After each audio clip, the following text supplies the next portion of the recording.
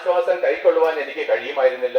അത്രമാത്രം ഞാൻ മരണഭീതിയിലായിരുന്നു. ആത്മഹത്യ ചെയ്യുവാൻ നിങ്ങൾ ആരെങ്കിലും തീരുമാനിച്ചിട്ടുണ്ടോ? നിങ്ങൾക്കറിയാം എന്റെ വേദന എന്താണെന്ന്. പ്രിയരെ, ഒരു മനുഷ്യൻ ജീവിക്കുവാനാണ് എപ്പോഴും ആഗ്രഹിക്കുന്നത്.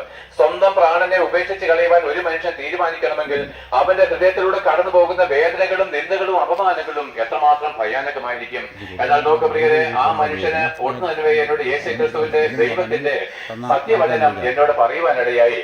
ഇപ്പോഴോ യാക്കോബേ, നിന്നെ സൃഷ്ടിച്ചവനും ഇസ്രായേലെ നിന്നെ നിർമ്മിച്ചവനുമായിരിക്കുന്ന കർത്താവ് ഇപ്രകാരം അരുളി ചെയ്യുന്നു, ഭയപ്പെടേണ്ട, ഞാൻ നിന്നെ പേര് ചൊല്ലി വിളിച്ചിരിക്കുന്നു, നീ എനിക്കുള്ളവൻ തന്നെ. നീ വെള്ളത്തിൽ കൂടി കടക്കുമ്പോൾ ഞാൻ നിന്നോട് കൂടെ ഇരിക്കും. നീ പുഴയിൽ കൂടി കടക്കുമ്പോൾ പുഴ നിന്റെ മേൽ കവിഞ്ഞൊഴുകയില്ല. നീ തീയിൽ കൂടി നടന്നാൽ വെന്തുപോകയില്ല. അഗ്നിജാലം നിന്നെ ദഹിപ്പിക്കുകയുമില്ല.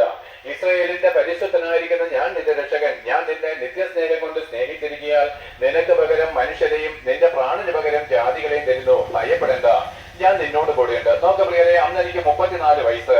എന്റെ ജീവിതത്തിൽ ആദ്യമായിട്ട് എന്റെ പ്രാണൻ തണുത്തത് ഈ വചനത്തിലാണ്. ഭയപ്പെടേണ്ട, ഞാൻ നിന്നോട് കൂടെയുണ്ട്. 34 വർഷം മഴ പെയ്യാതിരുന്ന ഒരു മണൽ അരണ്യത്തില് ആദ്യമായിട്ടിതാ സ്നേഹത്തിന്റെ കുളിർമഴ സ്വർഗത്തിൽ നിന്ന് പെയ്തിറങ്ങിയാണ്.